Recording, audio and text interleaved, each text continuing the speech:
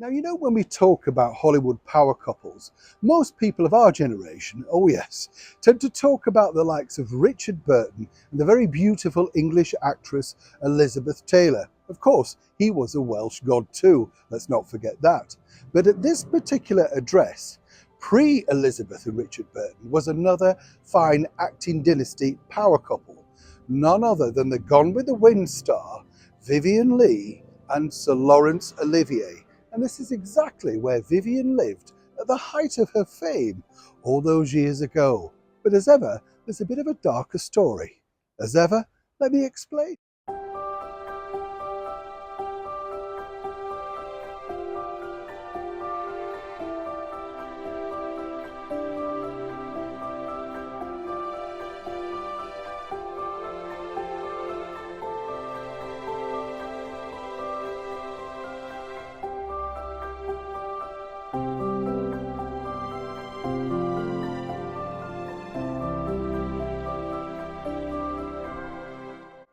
Mary Hartley was born on November the 5th, 1913 in Darjeeling, India. In 1932, Vivien got her major break by being signed on by London's Royal Academy of Dramatic Art, RADA. That same year, she also married her first husband, the British barrister Herbert Lee Holman, and adapted his middle name for her professional stage name. She made her very first stage presence in The Green Sash in 1935, but a lot of people said that she had a very weak stage voice, so she was very quickly directed over to the movie camera. Now, very soon after meeting Sir Laurence Olivier in 1938, at the very height of both of their, shall we say, burgeoning fame, they travelled to Hollywood, he to star in Samuel Goldwyn's Wuthering Heights, and she to audition for the highly coveted role of Scarlett O'Hara in David O. Selznick's production of Margaret Mitchell's best-selling novel, Gone with the Wind. We all know how well that turned out. She simply beat every major star in Hollywood. Towards the end of her life, she carried on, of course, acting, but there were many, many instances of mental illness and breakdowns and basically worrying about getting old, as affected many older actresses in that particular era. If you were past 27, they considered you to be too old for leading roles. But as Warren Beatty told me a few years ago, he couldn't quite believe that he was starring opposite such a beautiful actress as Vivien Leigh. They enjoyed huge success in a movie called The Roman Spring of Mrs. Stone in 1961. And she continued on that vein with Ship of Fools in 1965. She was, sadly until her death, planning to return back to the West End stage, but during rehearsals took a turn for the worst and sadly died in the flat that we now stood outside. Are in London and you want to remember this wonderful and beautiful actress Vivien Leigh, do take time out to go to St. Martin's in the Field Church. This was where her memorial service, attended by so many superstars and close friends, took place in 1967. Apparently it was one of the favourite places of Vivien herself, who would often be taken over in a taxi just to sit in the church for quiet contemplation.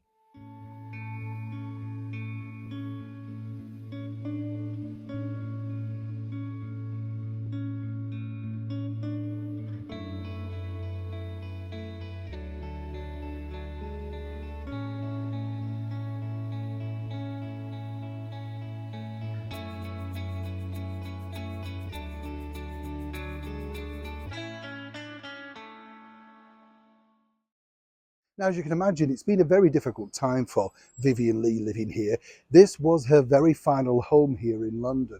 But of course, she had that spectacular career, having been sought after by MGM and the bosses like Louis B. Mayer to play that pivotal role in the 1939 epic opposite the gorgeous Clark Gable in, yes, Gone with the Wind.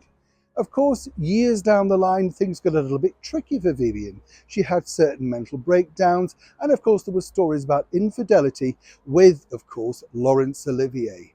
But as I say, it was here that she literally based herself. She would go out for walks most days, literally across to the square there in Eaton Place. And what was interesting about Vivian, she never really lost her vitality for life. She really did enjoy being a performer. But of course, there were dark periods, as there are with most actors. Apparently, it was here one night during the making of The Prince and the Showgirl with Marilyn Monroe and Arthur Miller, who was in town at that particular period, where they were invited for drinks. Here, 54 Eaton Square. But apparently, when Marilyn and Arthur arrived, Vivian was having one of her, shall we say, turns. They were politely turned away. Everything, as I often say here on the show, has happened. We are simply living through history.